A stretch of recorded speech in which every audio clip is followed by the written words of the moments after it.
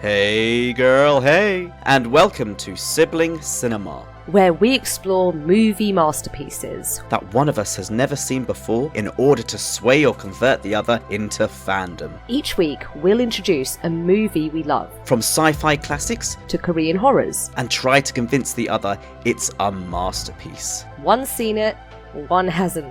I am your host, Tony. And I'm your co-host, Leanne. Sit back, Relax. this is Sibling Cinema. Shut up! Don't order me around! We were just worried. Why do you always have to try to save me? I could handle it on my own. Yeah, I admit I've gotten beaten before, but I won't always be on the receiving end. You hear that? Do you understand? Hello and welcome to episode 5 of Sibling Cinema. I am your host today, Leanne, and I'm joined back here with our co-host, Tony. Hey girl, hey Tony. Hey girl, hey Leanne. How the tables doth turn, Tony. They have, yes. I'm very excited because it's finally my turn to make you watch something I have been telling you to watch for at least a decade, I would say. Akira. This is a landmark anime film from 1988, and it's widely considered a masterpiece. One of the best animated films ever. A cornerstone of the genre, known for its groundbreaking animation, cyberpunk themes, and lasting cultural impact. It was directed by Katsuhiro in 1988, like I said previously, and it's an anime film set in Neo-Tokyo, 31 years after World War III, in 2019, I believe. It's basically about sweet-ass biker power slides. It's a world where psychics are real, though not very common, and contained by the government. It's about uprising, violence, cults, governments, jealousy, neglect, power, abuse. See, I didn't know that it was one of the most influential films ever. Animated films. No, I would argue films ever, to be fair. And I'm sorry to tell you, Tony, but listeners might be happy, depending on their taste, but this is actually available for free on YouTube. So there was no need for you to borrow my precious DVD, and I need it back. I subscribed to Crunchyroll, and I'm trying to cancel it, and I don't know how to. Oh, no. But do you know what the annoying thing was, right? I subscribed to Crunchyroll, searched in it, it's not there. I looked it up on, I typed in UK Crunchyroll Akira, and it's like, no, unfortunately, this has just been taken down. I think it was up there for a while. How unfortunate. But anyway, it was on YouTube all along. Who would have thunk it? So, Tony, just before we dive in, I think we should talk a little bit about your experience with anime as a whole. Okay? So, talk to me a little bit about what you know, what you've maybe seen, and what you thought. So, my knowledge on anime is actually very, very limited. My experiences of anime is from childhood. I recall that awful Jack and the Beanstalk film being a sort of genre part of anime. I forgot about that. That was so... But we loved it. We loved it. Mum hated it. Oh my god. Tulip. Oh my god. I'm having flashbacks. That was anime. It was. Pokemon, Of Dragon course. Ball Z. Yeah. So my experience is actually very naive, because those sorts of animes, specifically Pokemon, isn't really considered true anime because it was very, I think, produced in America, right? Or am I completely wrong? No, it's incredibly Japanese. Oh. And it's definitely considered an anime. Is it really? Yeah, Okay, of course fair it is. It's just not a feature film. A lot of anime comes from manga, which are like comic books, but they can go on for fucking hundreds and hundreds of seasons. Like Death Note. Yes, yeah. And the film that we're talking about today actually has an over 2,000-page manga that continued 2 years after this film's release. That's dedication. Yeah, but also I think I recently introduced you to a show called Chainsaw Man or something like that. Oh, yeah. That was fucking pretty crazy, funny. man. And Attack on Jesus Titan, Christ. you know? Yep. So I think it was around about 2016, 2017 that you did introduce me to Death Note, and I blitzed through that, and I I adored that Oh story. my god, it was so good. I know that anime's kind of themes are usually based on spirits and to do with Japanese culture as well, which is about ghosts and horror, which is a huge influence on them as well. Godzilla as well. I know that that's not an anime, but in terms of Japanese like film history, a lot of their stuff was built on the horrors and destruction of said bombs that landed in Japan. Oh yeah, during Hiroshima. World War II. Yeah, of course. Yeah. Huge part of their kind of culture and entertainment as well that they built on, which is highly influenced from that. And Attack on Titan as well that you introduced me to. Do you know what? I blitzed through the first season and I haven't been able to watch the I haven't rest of finished it, to be honest with you, Tony. I haven't finished it. I think you're a little bit wrong about how all anime is quite spiritual and like dark and deathly, because some of my guilty pleasures are the silly ones that obviously you have not seen. But there's one about an octopus alien teacher and it's called Classroom Assassination. Octopus alien's teacher's whole purpose is to destroy Earth, right? But he's an undercover teacher. But the disguise is terrible. He just wears a tie and a hat. I definitely love anime, obviously, like Studio Ghibli, Akira, Ghost in a Shell. It's weird, right? Because anime has often brought me to tears a good few times. Like, there's one film called Grave of the Fireflies by Studio Ghibli, and that is a movie I've seen once, and I will never watch it again. I was a sobbing mess. Why? Because you had cried? Yes, it's so... Tony, it's so bad. It's devastating. Wouldn't that, like, want you to watch it again and again and again? I can't go through it again. I can't. It was But traumatic. you love films that evoke something in you. I know, but it was too powerful for me, and that's saying something. Do not watch this film unless you're ready to cry. We digress, Tony. You need to brace yourself. Because finally, the tables are turned. So I need for you to please try your best. And I know this isn't easy, but please try to summarise what happens in Akira. You have 60 seconds starting from go. Oh my god. So in a dystopian future in Tokyo, or should I say Neo-Tokyo, we follow these youthful biker gangs causing ruckuses. And then along comes some blue psychic smurf cunt, comes out of nowhere from the government. He enables one of the teenagers to get psychic powers, briefly in a nutshell. His name is Tetsui, and his friend, Kaneda, are basically... Yeah, so Tetsui gets taken by the government, and Kaneda's like, oh my god, what's happened to my friend? So he teams up with these spies. The spies go in the research facility, and Tetsui's psychic powers are getting stronger and stronger and stronger. And then the other psychic Smurf cunts try You and... have 10 seconds. And then he just tries to... He gets really, really powerful. They try and stop him. They eventually stop him. They awake Akira, which was an even more powerful thing. And then it... and then it ends. Oh, time. That's right. No, that's not right. That was awful. Oh, no. You did miss a lot. I knocked over the mic. You did. He literally knocked over his microphone. That is really difficult. Fuck. It is difficult, isn't it? Mm-hmm. You missed out quite a bit. I did. Yeah, I'm quite devastated with myself.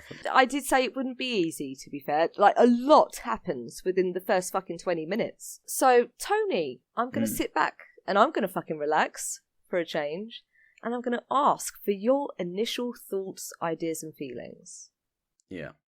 So, after watching it, this was a really hard film to purely assess, particularly because it's anime. I'm not really versed with it.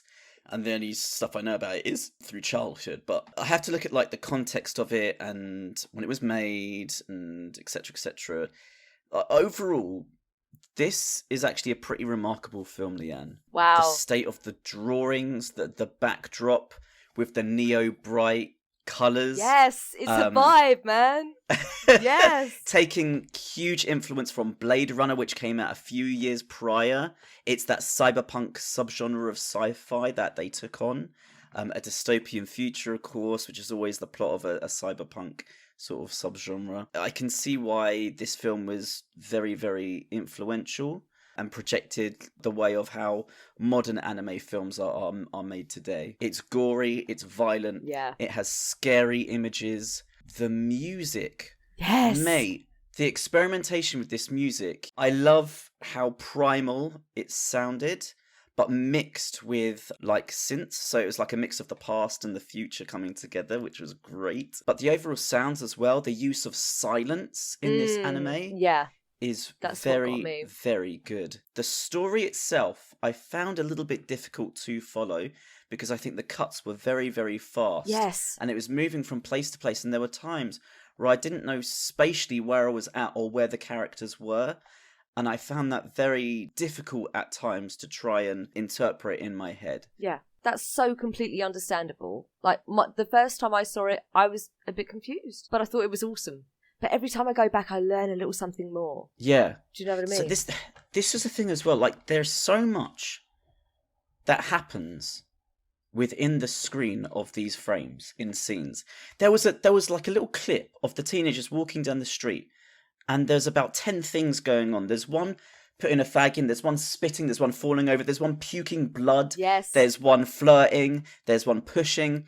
In the space of, I think, 10 or 15 seconds, so much action is going on. It's really hard to focus on what part of the screen I'm supposed to. Well, I was really afraid I would be losing the story. Yeah, no.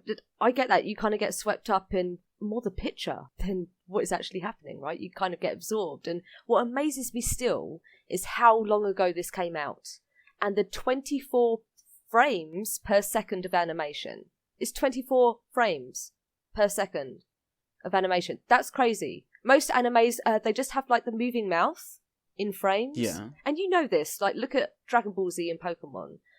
Those twee minimally framed views. But this just changed the game. You can see people frowning, like, and the veins popping in their head when they get stressed. It still blows my mind. God, yes. That went over my head. Of course, that only the mouth is moving. There is a lot of like, as well as action, but movement as well. There was a clip of near the beginning when Tetsuo is on the ground with fire in the background, and yes, the camera's kind of getting closer. And as the camera's getting closer, look at the bottom of the frame where the floor is moving with it, as well as him moving.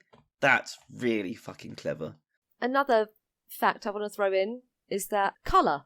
Akira's animators had actually invented 50 new, completely unique colours for the film, because much of it is set at night, which was really unusual for anime at the time. Like, to depict a night shot is very different to how you depict something in the sunshine. Do you know what I mean? And they invented these colours. Listen to this, okay?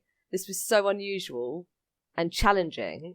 The amount of colour palettes consisted of 327 shades versus 100 by Disney. It was groundbreaking. It's crazy. Okay. Akira had a pre-scored dialogue, which means like the actors recorded their lines before it was animated. And you probably wouldn't have picked up on that because you watched the dub, right? So that you could focus on unfortunately I chose the dub one. No, that's fine for your first viewing because you've got to focus on what the fuck is happening. But if you watch it the characters' lips are actually animated to match, which it's very unusual even for today. But no, I agree with you. It was confusing but awesome the first time I saw it. But I feel like even if you don't get it, it makes a lasting impression. Like, this film haunted me. I don't know how you feel about it. It didn't haunt me. I was kind of left, I'll be honest, at the end quite confused. There's obviously a lot of supernatural elements to it and a lot of concepts about who or what Akira is. I took it as that it was God. Or people believing in God. You're not far off. Because Akira, like, we'll get to this, but there's like protests happening in the streets and people preaching about the second coming of Akira, and almost like it's a religion. So the opening, Japan, 1988, the 16th of July or August, I don't remember. Don't hate me. Do you know what? When I fucking watch this intro and that fucking bomb goes off, I'm just like, fucking hell, Leanne. What? You've really, brought, I'm watching a film about probably a nuclear holocaust. I'm just like, yes. For fuck's sake. Yes, you are. Jesus Christ. Yes. Could have gone with something brighter, but straight into never. nightmare fuel, for Absolutely. Fuck's sake. We see the nuclear explosion, destruction of Tokyo at the time, and then we cut to 31 years after World War III in 2019 Neo-Tokyo. That's our setting, and it's a bleak one at that.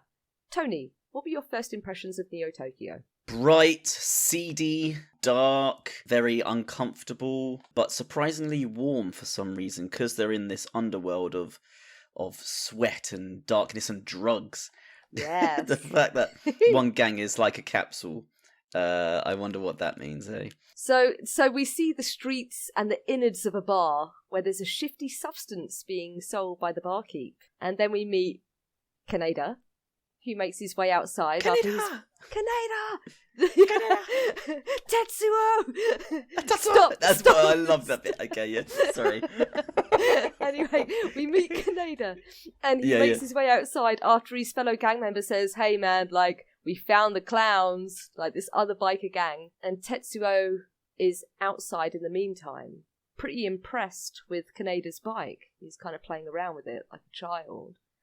And the gang member calls him pea-brained, like, immediately we know this guy is a fucking loser.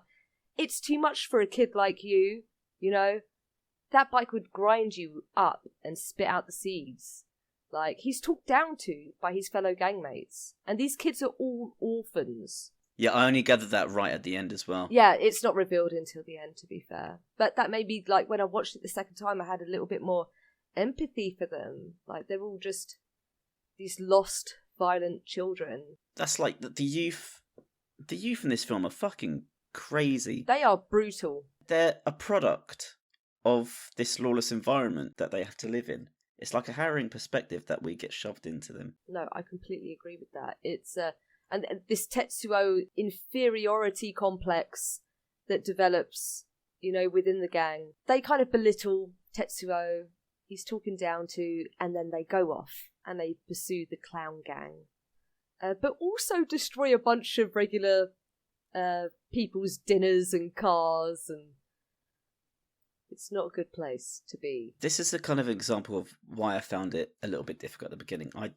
The guy running with the blue Smurf, I thought he was a part of the clown gang, and I was getting confused onto they aren't the same group of people. These are different people coming together. Basically, after the nuclear explosion, we see that the city and society has been slowly rebuilt, okay, into Neo-Tokyo. But the kids are directionless, they're violent, there's no order really. The streets are scary places to be. Society is not what it was. There's also a lot of protesting and civil unrest. It's a really bad place to be. They pursue the clown gang, destroy a bunch of shit, and then Tetsuo kind of slides out and falls on his bike, embarrassing himself during the chase. And then we see the news, and there's protests and clashes with the police and gangs, and is this sounding familiar yet? Like, yes. And one particular detail that I loved about this was we see an advert, like, in the window of the TV store for dog food, and it's all cute. But then yeah, that little clip. Yeah, but then it shoots to the real dogs in this town, and they're mean and not very cute, and they're going after this guy that's trying to protect what looks to be some kind of child. But the dogs are chasing them through traffic, and this land is chaos. Like, it's dirty and unruly, and unfortunately, the man is shot very violently and repeatedly by the police. And then the blue guy screams. Yes, he does. And everything goes to shit. Yeah, the kid is traumatized, and so he screams, like you say, Tony, and the buildings kind of crumble around him, and everyone's like, what the fuck is going on? And then the riot police are on a full-on violent spree against the protesters, and Tetsuo is not giving up, and he continues to chase the rival gang members, right, until that crash happens. And him and his gang go to help him, but he's collided with that weird kind of old-looking child on the road. And both him and the child are collected by the government in front of their friends. And they're going, what the fuck? What are you doing with Tetsuo? Like, Kanada's there and the rest of the gang. So the rest of the gang are arrested and interrogated. What are your thoughts so far, Tony, about Tetsuo? And Kaneda, I want to know, like, your thoughts on the characters that you've met so far. They're hotheads, lawless, but charming for some reason. Who I don't know what it is that makes them... Kaneda. Yeah. He, there's a likability about him. He's the biker gang leader. He's got the best bike. And he's obviously the hero of the story, but he's also driving around like an arsehole, beating the shit out of people. There's a heart to him. Like when Tetsuo goes and gets taken in by the government, there's a genuine worry for his friend, which is very humanistic, which is good. Tetsuo, on the other hand, bro, Go on. this guy is just all over the fucking shop. Yes, he is. There was a point where he kills one of the other biker gangs by like hitting them on the head, and the head completely comes off. Yes. I'm just like, well, wait a minute. I thought you're supposed to be the weedy one. Like, where's this coming from? He's got that anger and fury in him for being so disrespected by his peers, you know? And he's always in the shadow of Kaneda. He's the one that has the best bike and he can't even fucking function it. He admires Kaneda, but he's never given any respect back. From anyone in society, for that matter. Like, the more I think about it, think about the way these kids, these biker gang kids, are treated by adults. Like, at school, bang, bang. By the police, bang, bang. By their peers, people their age, bang, bang. That scene did make me laugh a lot. It was good. Discipline! Discipline! Discipline! Discipline! It was very good. that fucking cracked me up. Yeah. But Tony, I do agree with you. I think he ends up being on the right side for most of the plot. He's a pretty violent guy and a bit of a dick, but he has a devotion to Tetsuo. And the rest of his gang as well. When Tetsuo's girlfriend, oh god, what's she called? Where she gets Kaori. beaten by the other gang as well. He's right there brutalizing these gang members who did his gang wrong. So there's a loyalty attached to Kaneda. Because he had no family. None of them had any family. Yeah, so they're all very nicely knit and they're very protective of each other, which is quite, you know, there's camaraderie, of course, when they're talking with the police and they're trying to get out, which is fine. Yeah, that was funny. I enjoyed that scene very much. But there's like I say, a heart to this gang as well, no matter how disgusting or brutal they are in nature. I really enjoy the interrogation scene where one of the cops says to them, I think it's Kaneda, he says, you expect me to believe in the middle of the night you were visiting your sick mother? Yeah. And then they eventually escape because some nut is in there trying to detonate a bomb, which actually ends up detonating, if you notice it in the background in the following scene. Oh, there's a lot in this film where it's just something goes off in the background. And you're just like, oh, it's like, normal, it's business as usual, okay. right? Yeah. That's how brutal it is. It's horrible. I'll be honest though, I was more fascinated by these Smurf guys in the first 20 minutes. I was like, baby Smurf in the middle of the road, and then fucking Papa Smurf in his little fucking driving car comes down. And then you got Mama Smurf. Mama Smurf, who can tell the future. It's like, fucking hell, what's going on here? They're referred to as espers, right? Oh, okay, right. So these are children that were experimented on by the government. So they have different kinds of powers. And Akira was one of those children. And Akira was what blew up Tokyo at the beginning of the film, right? He was that powerful. So they're just science experiments. It's really quite sad, but they're very powerful. I know that's what they are. I was just the whole, because they look so much more different than everybody else in this film. They're very, they really very stand out, visually, don't they? Yeah, they're visually eye-catching. There's several of them, and they were test subjects for developing psychic powers, right, in humans. Yeah. And they were known as espers, and Akira was one of those kids, and during the experiments, Akira developed godlike abilities and destroyed all of Tokyo when he lost control of his powers. So it's a very, secret government experiment, basically. It's a little bit silly when I say that out loud. I will say, once Tetsuo has escaped and he finds his gang again, that's the scary. hallucinations. What the fuck? Yeah, man? no, they are really, really good. So so Tetsuo becomes entangled in this secret government experiment, right? Which does not go very well. He's experimented on, and it's clear from the conversation with the colonel and the scientist that they are trying to replicate Akira's power. And this is important because they question whether they can handle the risk again of such powers. It's very foreboding. We may be better off leaving it alone this time. Like, this is all reference to post-nuclear fear, right? It's so sad. And it's such a nod to the use of nuclear warheads as a whole.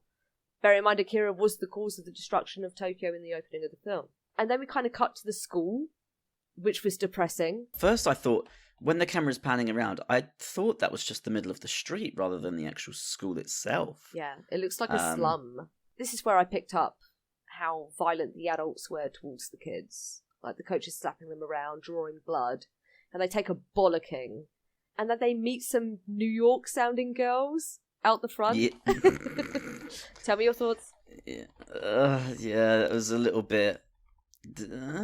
Well, this is the bit where they were all walking, and there's so much that is going on in that time. Oh yeah, and he's vomiting the blood as he's talking. Yeah, I wasn't really drawn to those kind of relationships. Isn't that just like gangs? Just I don't know. Really, I didn't really get much from that scene. Canada was just like, can't you see I'm busy, you bitch? But there is one girl in particular that becomes very concerned about Tetsuo. She hears, "Oh, we don't know, we think you got arrested," and she kind of falls behind the group. And that's Kaori. That's the girl at the end, right?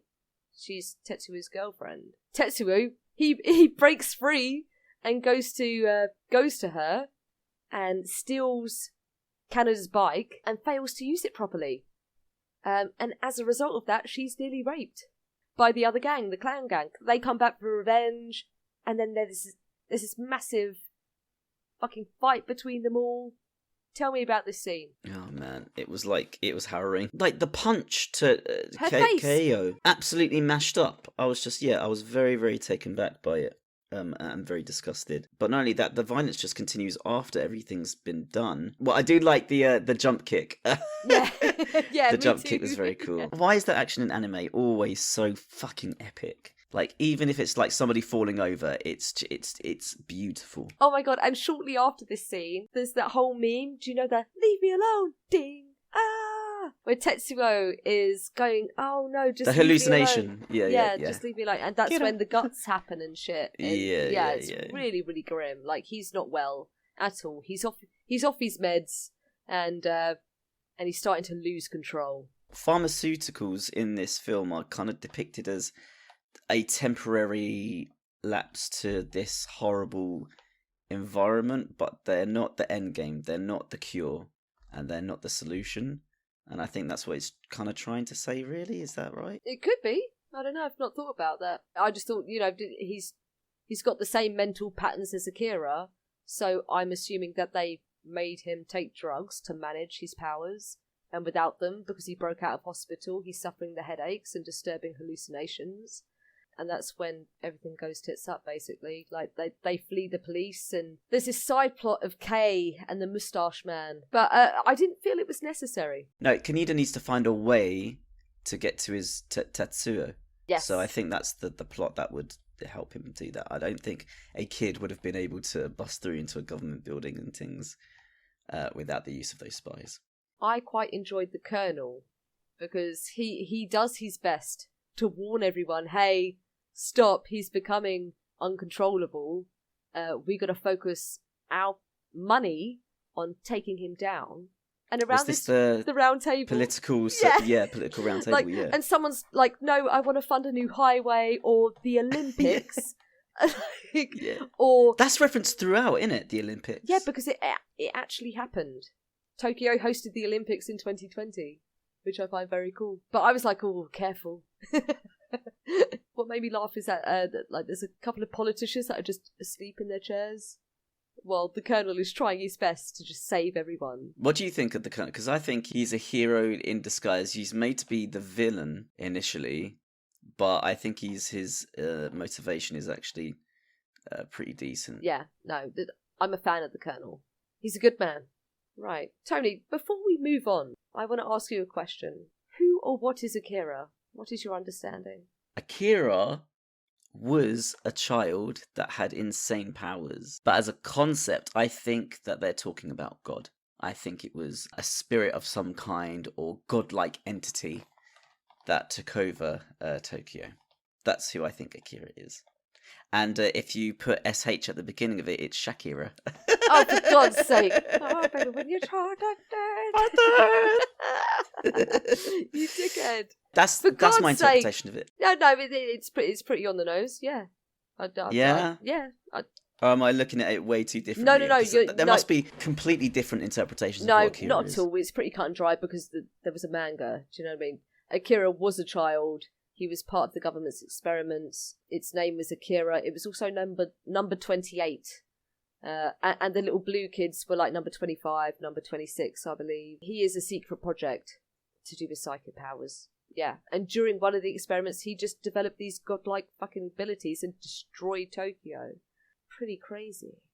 But I remember watching it for the first time, and I assumed, because the front cover had Canada on the front cover with his red bike, and it's titled Akira.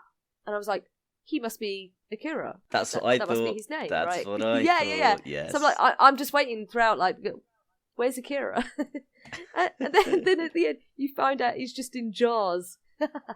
Yeah, that disappointed me. I was like, what the I know. fuck? So We were all disappointed. Like, brave your expectations, like, and smash them down. He's been in this frozen giant fucking chamber, and even when it gets destroyed and loosens up and it comes out like that, I was expecting like some like humming and a big old bright light and Akira out to fuck shit up. Did you? Okay, I'm not going to talk about that yet because I'm literally about to get really angry.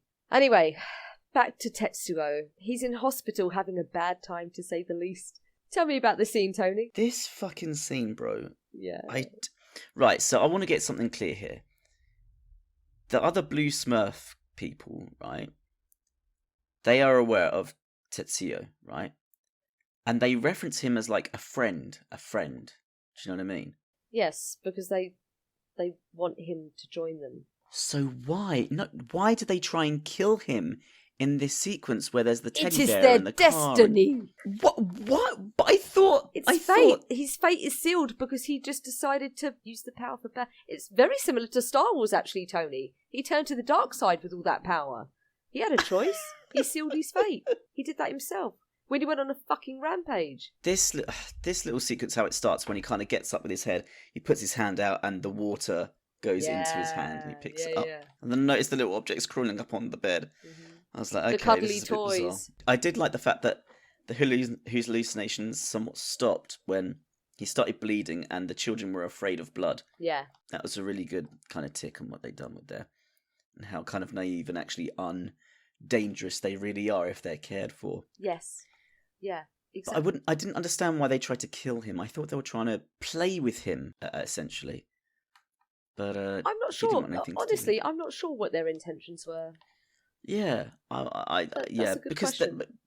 But then a little bit later on, Tetsuo says, "You're trying to kill me," and yeah. I was just thinking, did they or are you just being dramatic again, Tetsuo? Oh, maybe, yeah, maybe. One scene that always stuck with me was when Tetsuo leaves his hospital room and just kind of waves his hands and splatters the doctors across the hall. Oh my god, yeah. I was like, oh my god. I was like, oh no. And that's when the film picks up. It's just bang, bang, bang. Bang, bang, bang, bang, bang. It's crazy. He goes into that. He tries to find this Mama Smurf, I think, Mama in the glass, Smurf. and he's trying to get her out and stuff. Like, their fights were... The way this is animated is incredible. Like, the mind control stuff. I'm trying to gauge how much power this guy truly has. And it's just them going like that. It's pretty superior. How does the Colonel survive in all this? I thought he would have been dead. And his friend. Yeah. Canada would be dead like that. Same, but the Espers. The Espers save him at the end. Yes, you're right. You're right. So yeah, Tetsu splatters the doctors across the hall. The Colonel is placed under arrest after an encounter with a very strong, reckless Tetsuo. Because he wanted the location of Akira.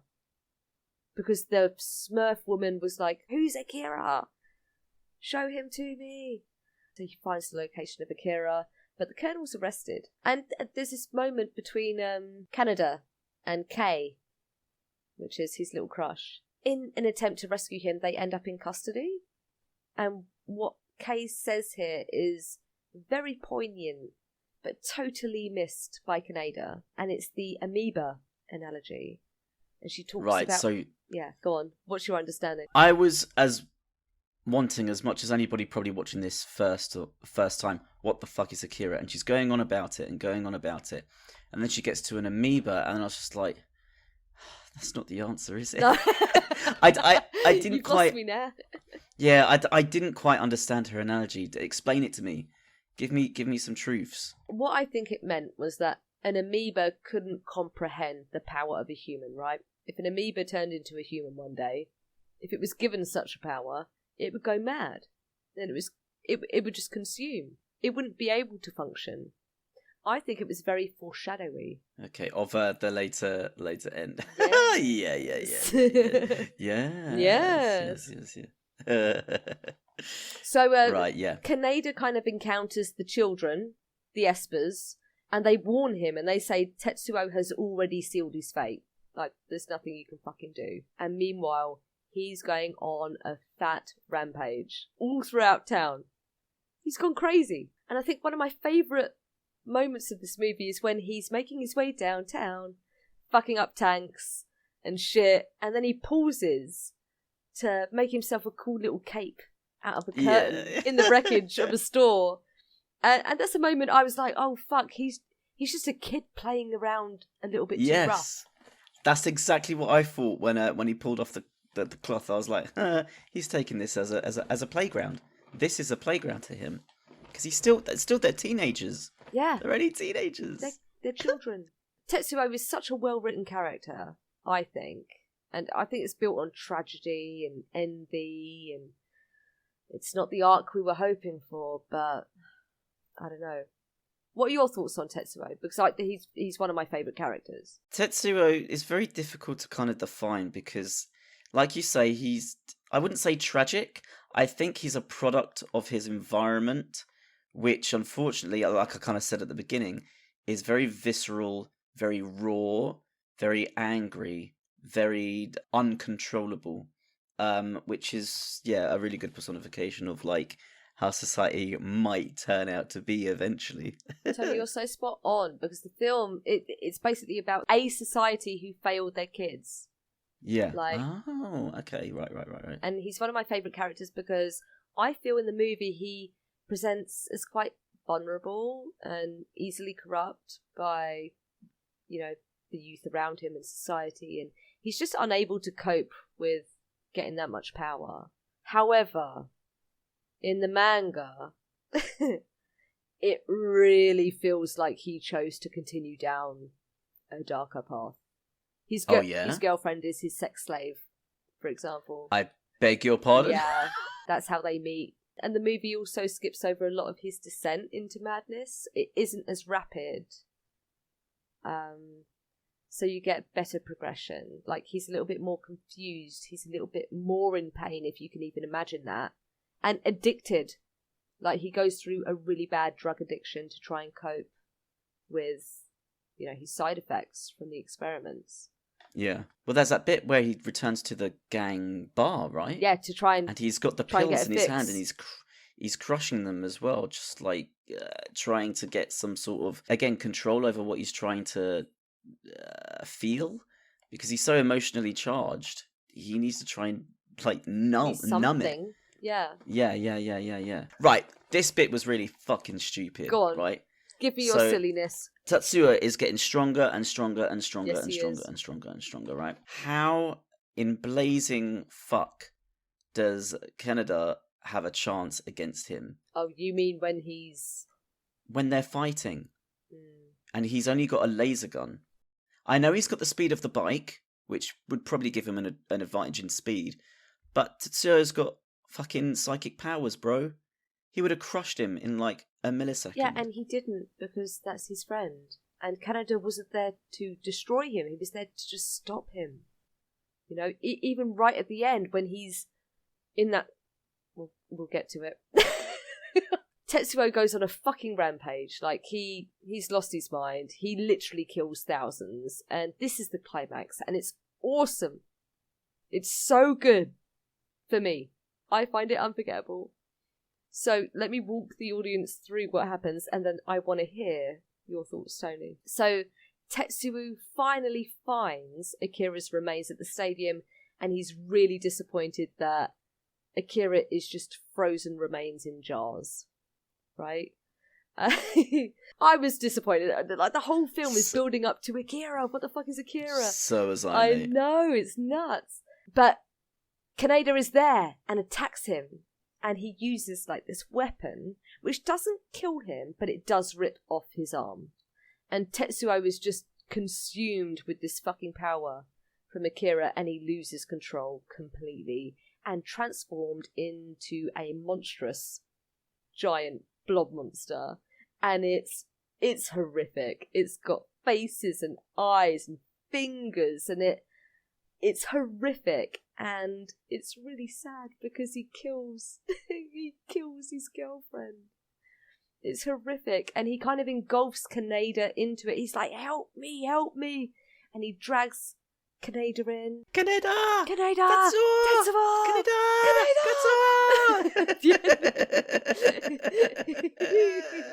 It's so dramatic, and yet Kaneda is like, stop, just stop, and he's inside of Tetsuo at this point, right? Nearly about to be squished like his girlfriend was. Oh, it's so horrific. It's really, really grim. When that happens as well, all you hear is a yeah, and as just well. see It's red. a horrible sound, yeah. Tony, It's talk a to me about horrible this death. scene. Come on. Right, so when he gets were his you arm... expecting it? No, not at all. Good. Not in the slightest. So when he gets his robotic arm, I was like, okay, cool, he's replaced it. And it looks really cool as well. The wires coming out, him latching onto the chair and the wires going around the concrete.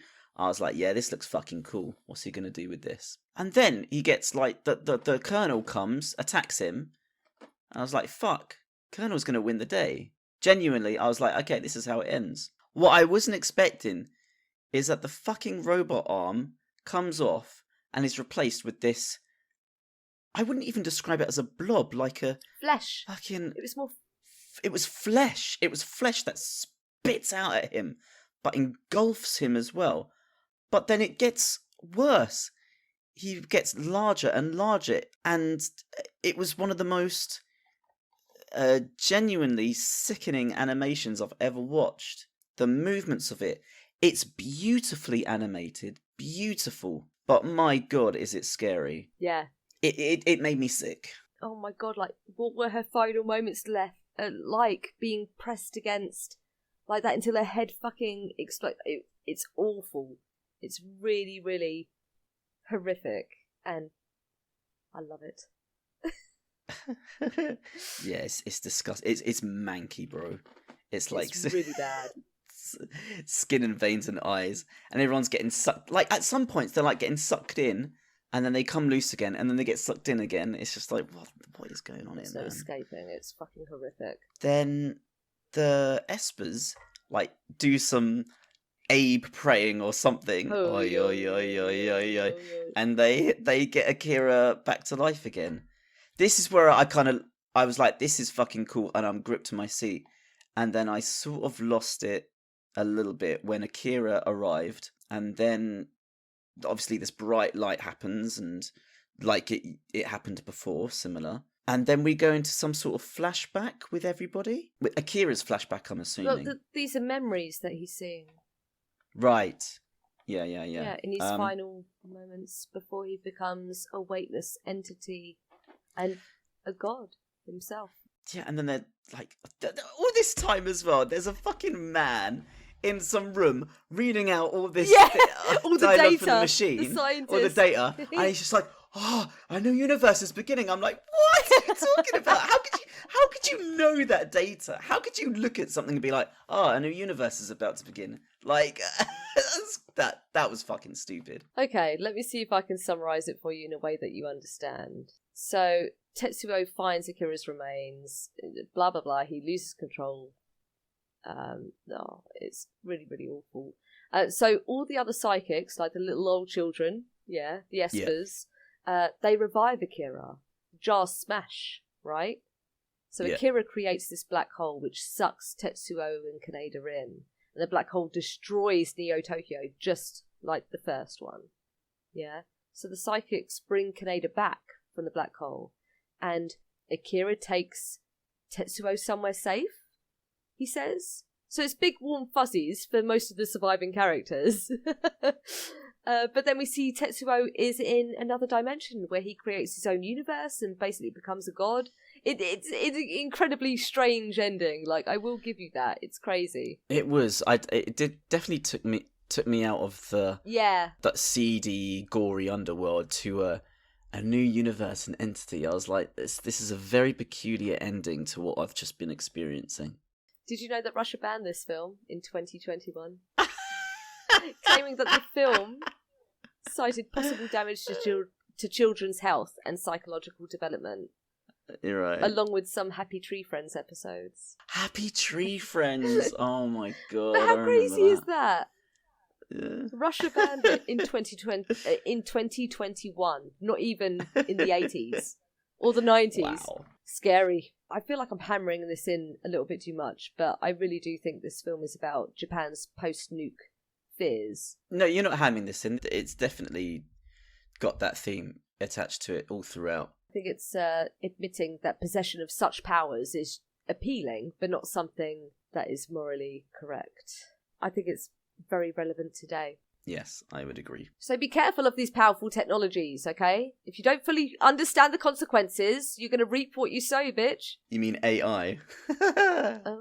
Maybe. I don't know. We're not going to talk about AI. That's crazy. Tony, like you did to me, we're going to do some award show questions. Oh, shit. So Tony, would love to know, what was your favourite scene in this film? That's a great question. There's lots I can choose from in this. I sort of liked it when I think the president was trying to escape and he's got his money in his suitcase and he's running through the city because he's basically lost the fight to the colonel. Yeah. And then he kind of passes out on the road. I thought that was the imagery of that very meaningful, of that big old suitcase open with the paper flapping and him crouched into a corner like that. I thought was very visually exceptional. But I don't think anything beats that finale where he becomes something that is absolutely uncontrollable. It's horrifying. Did you feel bad for him when that was happening? Or were you like, just desserts? Because it's, some people say, you know what, you reap what you sow, fuck around, you find out, but... Yeah, I didn't have any pity for Tetsuo, if I'm honest. At the end, I pitied him a little in the middle, but when he was going around just killing people, I felt like that... because he was so taken over by the power, it needs to be extinguished. So yeah, fuck him, let him suffer. Damn, no, don't let him. No, man. When he was going, Kaneda, when they're shouting, help me. Oh, it was horrible. And he squished his girlfriend to death, and he's like, her brain is inside me. Help me. Anyway, sorry, I digress. Tony, who was your favourite character?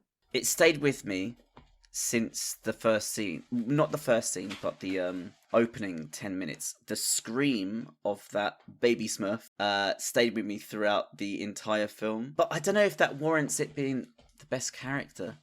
I think that Kaneda is a likeable thug.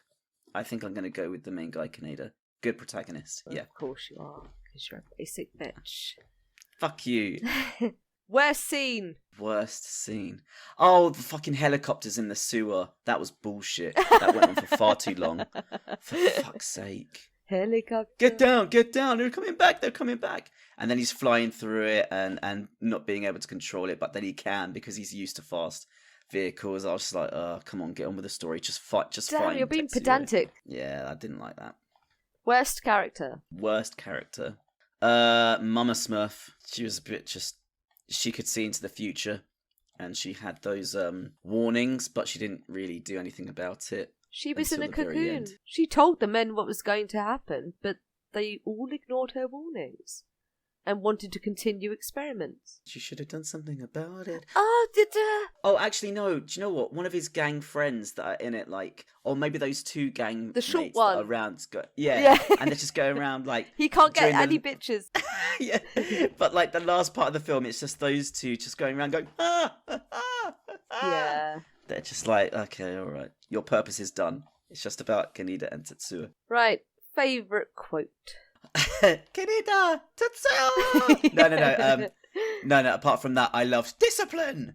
Discipline! Yeah. Discipline! Very good. I loved that bit so much. That was fucking jokes. Okay, and worst quote. Jesus Christ. It's difficult for this compared to Star Wars, I think. It's so quick. Oh, do you know what was annoying after a while? It wasn't the hallucinations, but it was when he gets taken in for the first time and he's in the machine. There's a small Akira where he says it like really slowly. Oh, Akira. yes, I know what you mean. Yeah, I didn't like that. I thought that was very out of place. Right. Well, Tony, I've got 8 questions for you now. It's time for the quiz.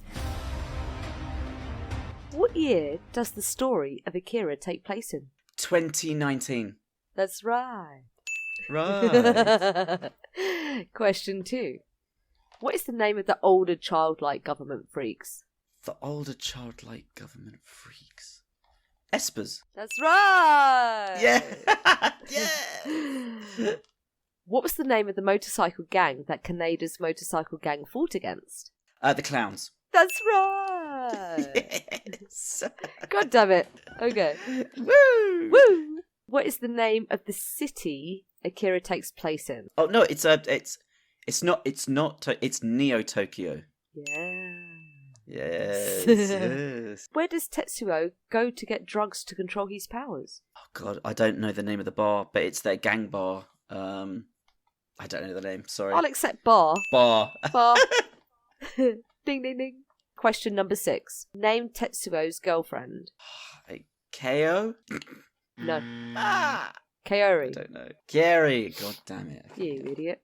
Question 7. What was the colour of Tetsu's bike at the beginning of the film? Oh shit. Fuck. Ooh. Was it green? Fuck. It was blue. Oh damn it. Okay. Blue. Question 8. What toy was not present during Tetsuo's hallucination meltdown at the hospital? A. A car. B. A bear. C. A rabbit. Or D. A dog. Dog. There was no dog. That's right. Yes. God damn it, Tony. Yeah, so you got 6 out of 8 correct. Fucking have it. That's not bad. So you did watch the film. I'll take that. Right, Tony. We've got to wrap this up. So, I've got 2 questions for you. The first is, I want you to rate this film out of 10. The animation was superb. The story is, a lot of, to your interpretations, it doesn't patronise you.